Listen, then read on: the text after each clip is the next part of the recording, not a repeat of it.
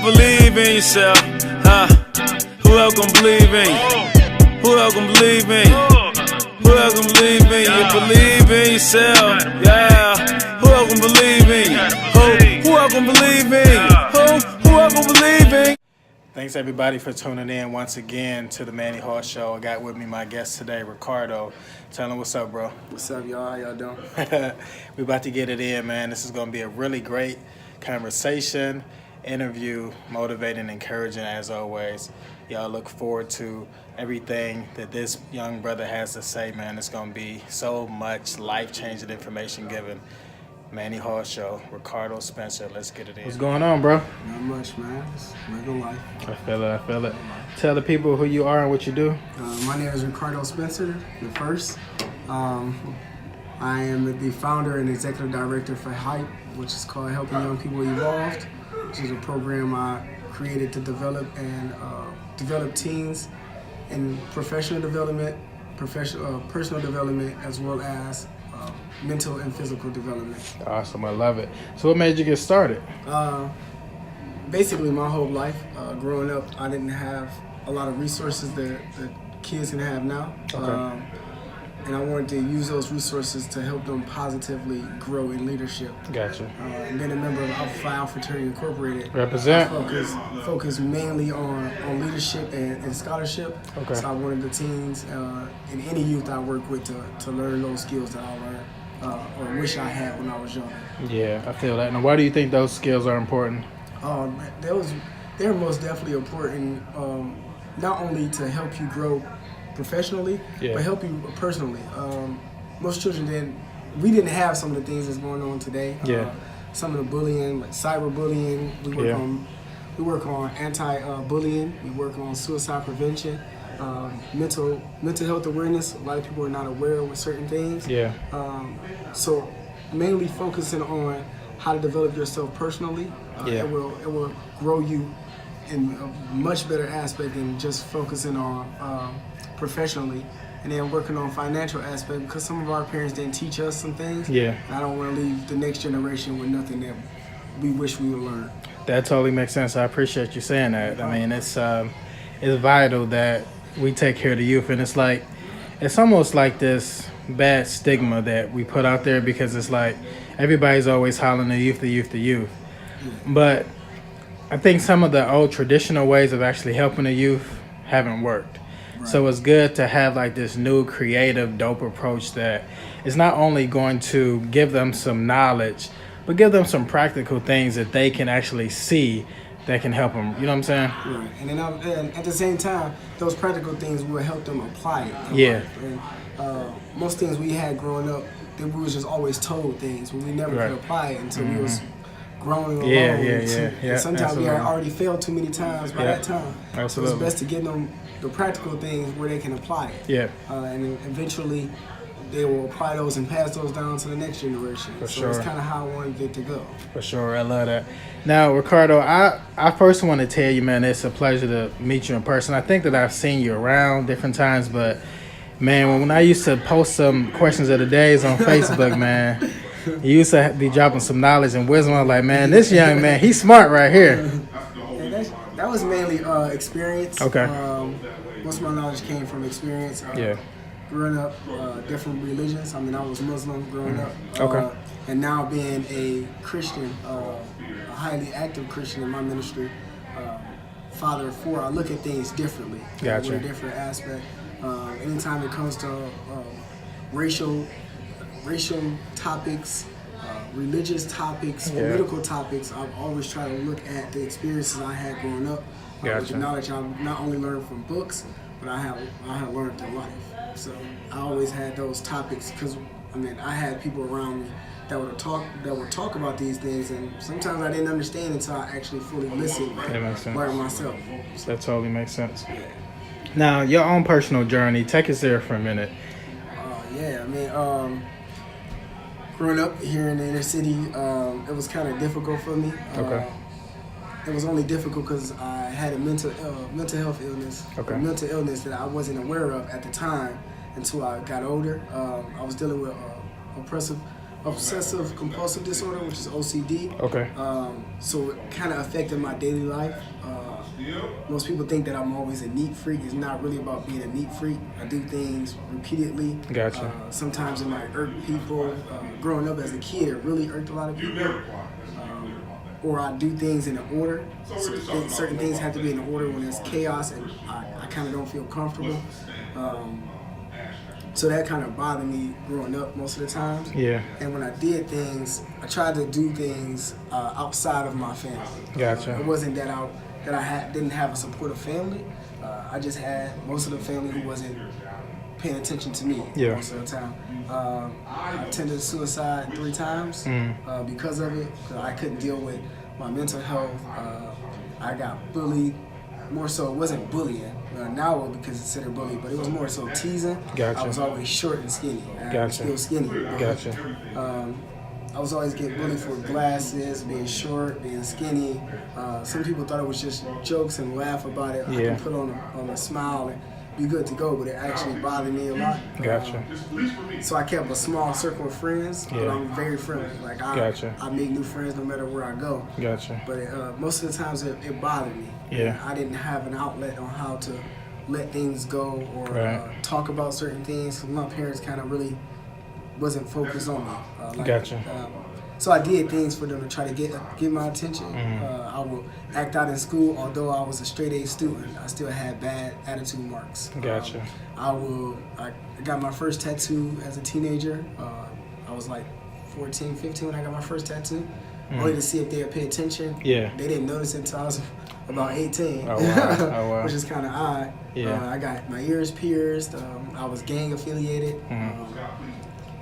I've never been arrested, but I always was in trouble. Gotcha. Fights. I had a really bad attitude, so I would act out just to see if my parents would get, if I would get their attention, but kind of worked, then it didn't work. Yeah. Then some things I actually felt more comfortable in. In the game, the only good thing I learned about the game was some people will support you when you're doing something good. Yeah. One of the gang members actually felt that I would be best outside of the game.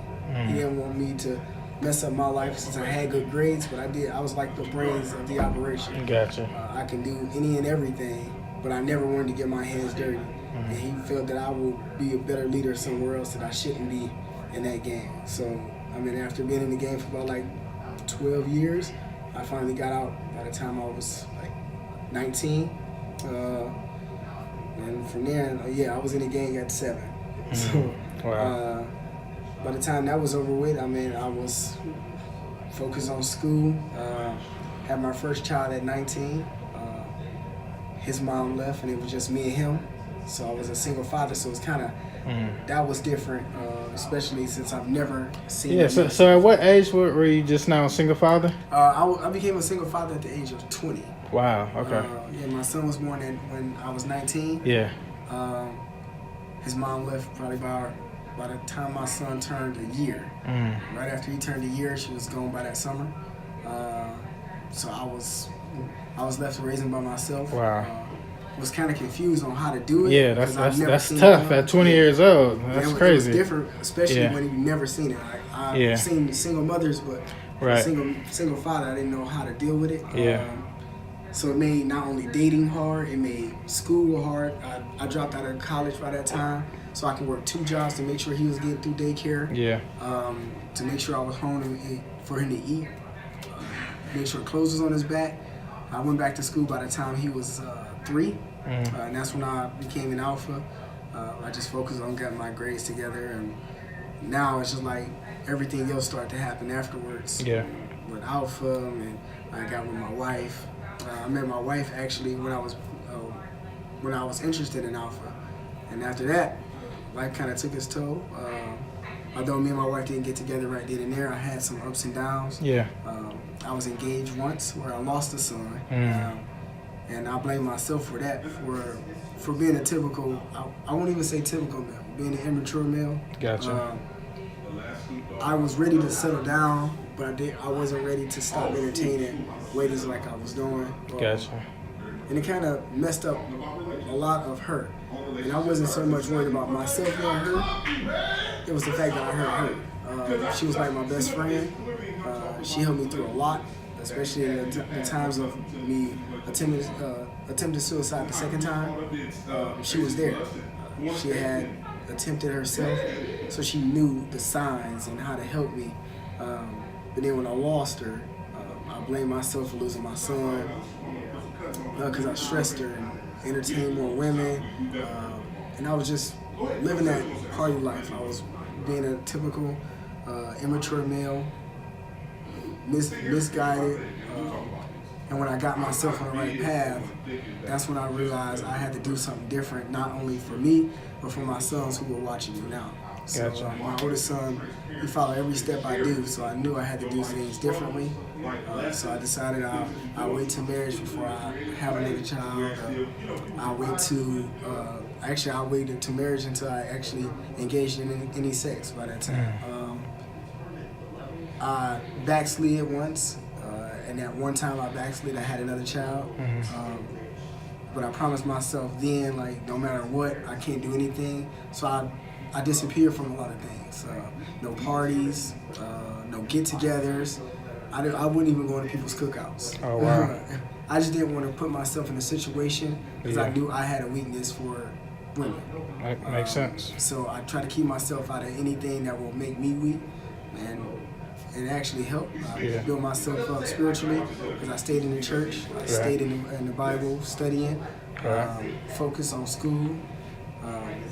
By the time when I got with my wife now, I just focused on God, and everything else led the way. Wow, bro, that's a really powerful story, man. And, you know, what's really interesting about what you shared is that your journey is not much different than a typical young black male, but it has its own variations. And, you know, it's significant that you told it the way that you told it and not throw out parts that was really important towards your journey. And I think a lot of times as we are trying to like share that journey, it's difficult for people to really understand the importance of the whole grasp of who we are and not just bits and pieces. Yeah, I've learned studying under Dr. Vernon, being my pastor, I learned to actually be transparent. If I be transparent, the person I want to open up, they will allow themselves to open up. Right. And in turn, they know about me. I may have flaws and weaknesses, but those flaws and weaknesses will actually always let me know that I have room to grow and improve as a person. And even when I approve one thing, there's always something else that boosts me to the next level. Right. And I want every young man and every young woman to know the same exact thing. That when you're transparent, it's okay to let people know who you are. But it's always be careful with who you let what those people know. Yeah. I don't want to tell everybody the story. Right. Some people may use it against you, but I'm not the type of person to use it. You can't use it against me because I use it to grow. Yeah, so if I'm telling you, it's because I'm open enough to tell you. I'm strong enough to let you know. This is what I've done. So learn from your mistakes. Grow from your troubles, and then you got to use each trouble as a stepping stone to grow to the next level. I love that. Now, when you finally like had that strong bounce back from, you know, probably like the 18, 19 time frame, what gave you that big push? Oh man, to be honest, the biggest push came from Alpha. They were the brothers I've never had. It was a bunch of different personalities, some with their own different experiences, and some actually watched me grow up. Being a son of an Alpha, brother of an Alpha, it was different to actually have someone who don't know you personally. Watch you grow in Alpha. Gotcha. And watch you grow as a person. So they try to actually not make you a better Alpha. They want to make you a better man. And that was the best thing at that time, was meeting Alphas that actually helped me. Yeah. So as of now, it seems like you still are kind of carrying on that same leadership principle, and saying like, I'm taking life by both hands and I'm gonna grab it and get everything I can out of it. Like, what makes you want to keep going, knowing that you've been through challenges, through adversity. A lot of people could say very bad, negative things about your past, but you're like, I'm not letting none of that stop me. What makes you keep going, Ricardo?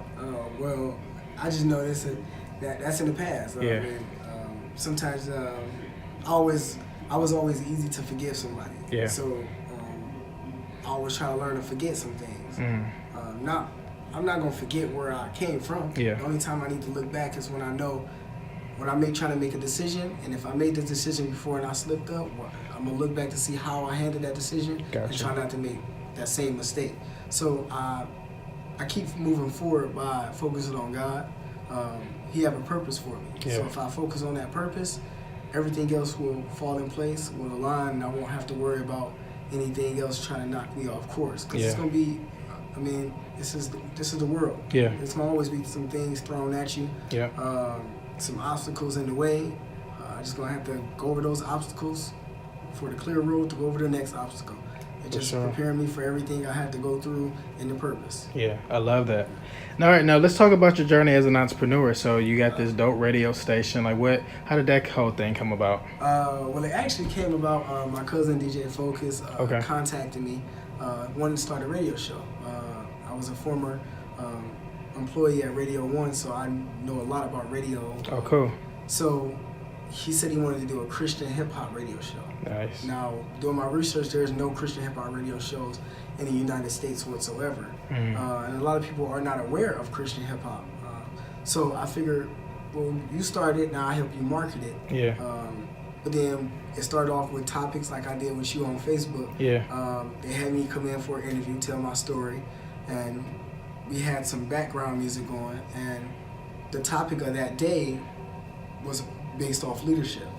So we had different topics for each show. Okay. And they invited me back, like, well, how about you be one of the hosts on the show? So I agreed, became a host on the show. To the fact that I picked up repertoire from a lot of different Christian hip hop artists. Some artists I've never heard of, and it's beyond awesome. To listen to Christian hip hop, people think that it puts you in a worldly state, which it actually don't. If you listen to the music, you know it gives you that message you need. Yeah. And it's just based off the delivery. That's just like going to a different pastor. If he's preaching from the Bible, the best message, and he just have a different delivery, you're getting the same message as if a Christian hip hop artist is rapping the same sermon. Yeah. It's just over a hip hop beat. I love it. So I wanted to take this radio show on, and more things is in store for it. I love it. I hope to grow it to be a nationally syndicated show. Yeah. I want it to be the best show, since it's the only Christian hip hop radio show in the world. It's Cleveland source, the world source for Cleveland hip hop, Christian hip hop, and R&B. So we're gonna call it Faith Infused, because people kind of don't understand Christian hip hop. Faith Infused, you get a message and a greater delivery. I love that. Yes, sir. That's dope. So what were the challenges trying to start this radio show? Oh man, it really, the only challenge was knowing who to address. The demographics was the biggest thing. CSC Radio been around for like the last 5 years. Okay. Which is a Christian radio show. We try to have different topics for His and Hers, which is Battle of the Sexes show, with husband and wives going against each other on a Bible basis. We try to do. We had Girl Talk, which was an all girls cast, basically handling beauty shop talk from a Bible perspective. Nice. And now we wanted to do the Christian hip hop show, since it wasn't a Christian hip hop, and the only thing we had was the demographics. Well, all the other shows, you can address all women of all ages. You can address any married couple that was in the Word. But with our show, it was different. We didn't want to just grab teenagers. We wanted to grab anybody who listened to hip hop and R&B. Why not listen to Christian hip hop and R&B? Get the word, get your message. Yeah. But still have that feel of hip hop. I love that. Now, with everything that you're doing right now, like, is it hard to balance? Because you got family, wife, work, radio show, leadership. I won't say it's hard to balance. And it's funny because when I took everything on, I would have thought it would have been hard to balance. Okay.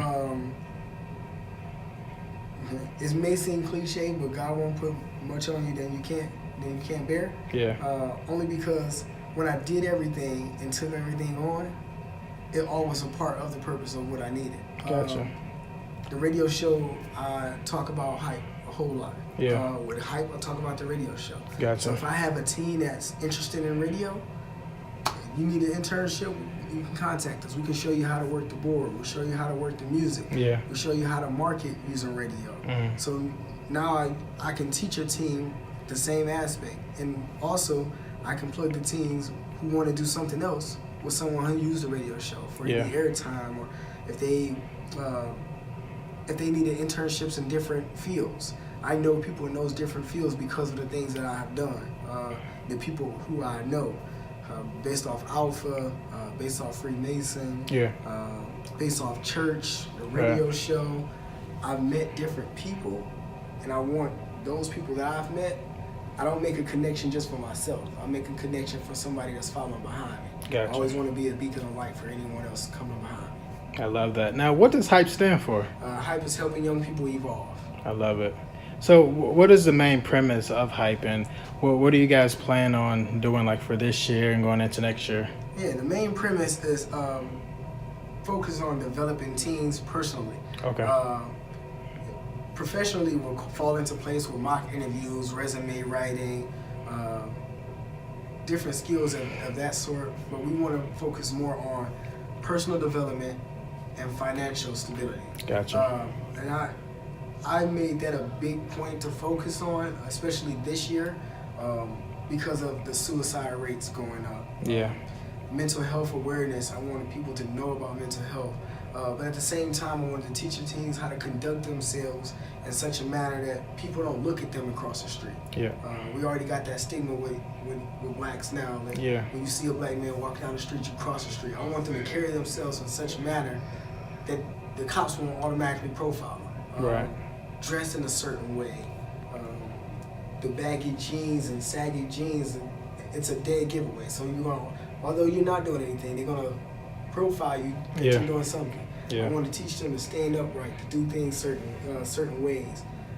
At the same time, I want to teach them financial stability on how to save, what credits to avoid. At the same time, how to invest in stocks and bonds, and how to build a business. So when they get to my age, they already have things going. I want to say that a team from my group was one of the first teen millionaires from the state of Ohio. I love it. So I want to get teens in that sort of manner, so they can learn and pass it down and not fall for the mistakes I fell for. I want to actually help those who actually attempted suicide and teach them that someone still loves them. God is always there. God will always love you, and I love you as well. I want them teens to know that. Gotcha. No, that's a perfect segue for what I was going to ask you to do anyway. Can you just speak to the teens for a moment? Yeah. I want you to understand that as a teenager, life gets harder. You're balancing between where to go next and where I came from. See, as an adult, most of us will look back like you're young, you won't know anything, but I was once there. Teach them to learn from you while you're learning from them. You already have this bad stigma that you guys don't listen, you're not focused, you're not ready to be educated, but I want you to do what's better for you. You don't have to go to college if it's not for you. There's trades you'll learn from. In HYPE, we're teaching about trades. There's entrepreneurship. Entrepreneurship is not for everybody. You have these things that will help you grow and manage your life to a point where you have a most stress-free adult life. Right. And adulting become easy for you, because most of us can't stand it. Say that. That's awesome. You know, Ricardo, and it's like, what I love about you as well is that your approach is just this laid back, cool, honest, transparent delivery. that'll make anybody feel welcome. Correct. Because it's like you're taking off the judgment and saying, hey, share your story, because I'm sharing mine. And as you know, Pastor always say, you get naked, it's easier for other people to get naked as well. That's very true. That's very true. I try to be that way only because I want somebody to be that way with me. Yeah. If I wrap everything in love, even if I want to correct you, let you know you did something wrong, I want to do it in the most nicest way, loving way, that will actually help you learn. Yeah. And you accept the criticism I give you. I love it. Because it's given to me in many different forms, and love is the best way I can accept it. Now, how do you deal with fake people? I deal with that a lot. In any aspect of life, you're going to always have those fake people. Yeah. You love them. You continue doing that. But you always remember to look past their issue at the person. Gotcha. Don't look at, oh, this person was fake, they told such and such my business. Yeah. Learn to look past that situation. There's a reason they're acting that way. Find out what that reason is. Okay. Get naked for them to get naked. So doing a little bit of soul searching. Do a lot of soul searching. Okay. And you'll see why they become that way. Because some people do that so everyone loves them. Yeah. That makes sense. You may need to be that person that loves them the most. That makes sense.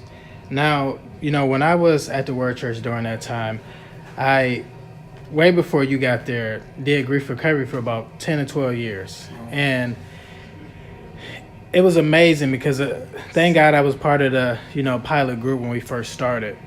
But with all the groups that I did, Ricardo, man, it was amazing to see the growth and the maturity of so many people. And it goes back to what you're saying now. It's like a lot of our behavior is based off hurt, pain, adversity, different things that we went through. And it's not necessarily individual acting out for no reason. It's usually attached to something. Right. It's attached to something all the time. And I learned it as well in grief recovery and emotionally healthy spirituality. Yeah. That's a great book. You always learn. That's a great book. Peter Scazzaro, get it. You always learn that someone is dealing with something when they attack you in a different way. Yep. I was once that person. I would deal with things in anger, quick, fast, in a hurry, just because I never got the attention or love that I needed. Gotcha. So I will attack you if I wasn't getting it from you. Yeah. So you always have to look past that person's issues because they're dealing with something themselves. Yeah. They may not be able to tell you, but they're dealing with something. I totally agree. Now, how do we deal with people that are safe versus unsafe? Now that's a huge thing. That's where you learn to actually use your resources. Now, a person won't automatically come out and tell you that they're unsafe. Right. You have to use the context clues. Their body language will tell you a whole lot. Yeah. They jump you when you go to, hold their hand. Yeah. Grab their hand and show them that you're paying attention to them and that you're connected to them. Hold them, look them in their eyes. Let them know that you want to talk to them. Right. If they're wilding out, losing it, calming down, bring them to a level, but stay calm. Don't judge them whatsoever, because sometimes they're scared. If they're unsafe, they won't tell you. The body language will tell you. If you feel that they're unsafe, find out what making them unsafe. They're gonna tell you in a little bitty form. It won't be, oh, my dad is hurting me, my mom is hurting me. It'd be like, well, sometimes I don't feel like going home. Yeah. There's an issue there. Why don't I feel like going home? Find out resources so you can actually help that person, because you may not know the answers. I don't know all the answers. Yeah. But there are groups and organizations created to help people who are unsafe. I love it. Well, I appreciate your time. Any last words? Man, I just say go on IG, hype them up. Facebook, hype them up, or visit hypethemup.org. You'll find out more about the organization. Follow me on IG, Twitter. That's Rico D. Spencer 1906 on Twitter. Rico Suave 1906. Love y'all. God bless. Peace out. Awesome. Thank you so much, Ricardo, man. It's been a great interview. It's been a pleasure, man. Awesome. We out, y'all. God bless.